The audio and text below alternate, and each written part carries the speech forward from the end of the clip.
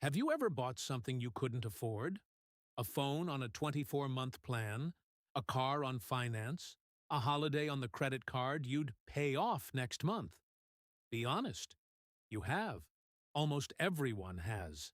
And here's the part nobody tells you. The moment you did it, you stopped being a customer of the bank. You became its fuel. This video isn't motivation, it's a reality check. By the end, you'll know exactly how the machine works, which side of it you're standing on, and whether you want to stay there. Do you know how the bank actually works? Let's strip it down. A bank does two things with you. One, it takes your money and pays you almost nothing for it. Two, it lends you money and charges you a lot for it.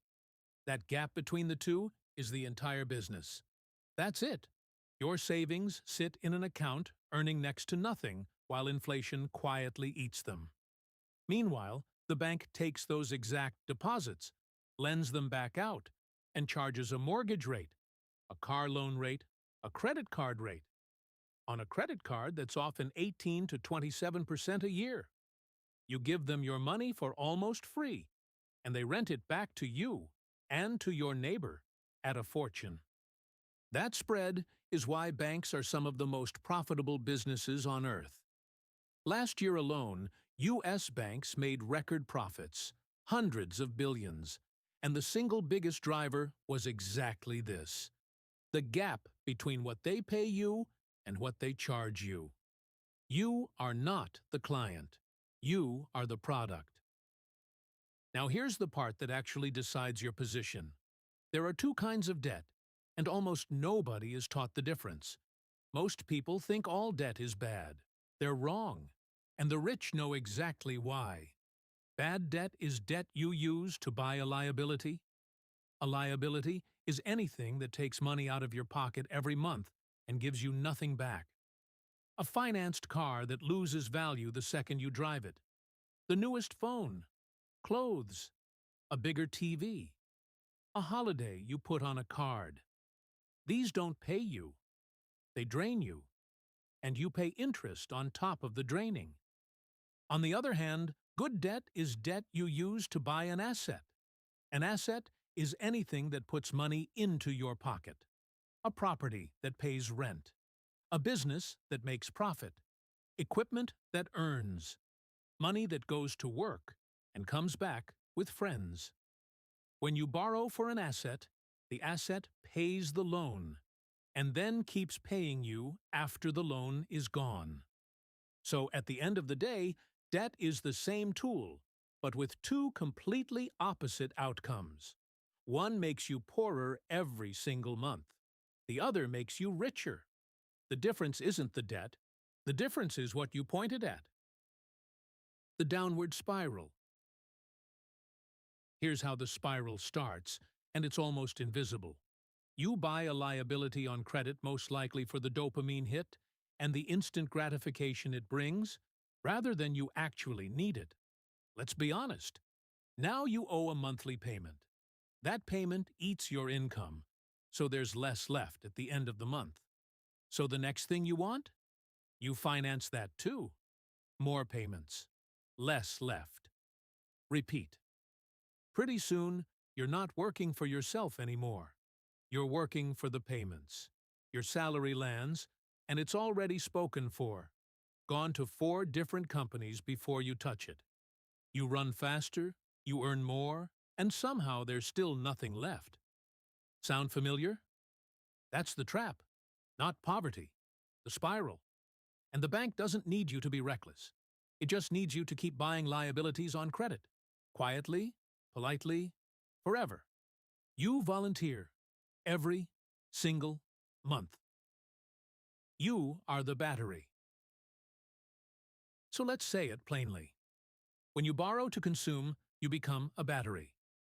The bank plugs in, and your labor, your salary, your future income, it gets harvested as interest month after month for years. You generate the energy, they collect it, and you do it willingly because nobody ever showed you the other side. That's the modern version of the chain. Not iron, Paper. A contract you signed, smiling, for something that's already in a landfill or losing value on your driveway. Comfortable slavery is still slavery. It just has better marketing. How the rich flip it. Now watch what the other side does with the exact same bank. The wealthy don't avoid debt. They use it like a weapon. They borrow money, point it at an asset, and let the asset pay the bank back. The rent covers the mortgage. The business covers the loan. They put the bank to work. For them. Think about what just happened. The same institution that's draining the battery is now lifting the builder. Same gap, same spread. But now it's running in their favor. They borrowed cheap, bought something that earns more than it costs, and pocketed the difference. The bank became their employee. And here's the honest part. This isn't magic, and it isn't risk-free. Leverage cuts both ways. Point it at a bad asset or one you don't understand, and you become a worse battery than before.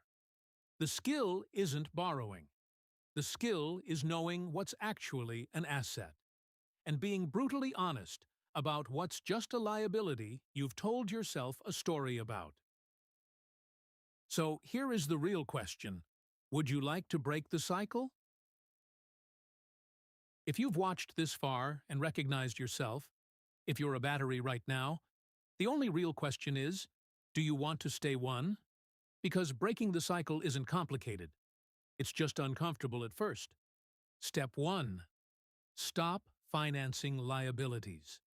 If it loses value and pays you nothing, you don't borrow for it. You wait or you don't buy it. Step 2.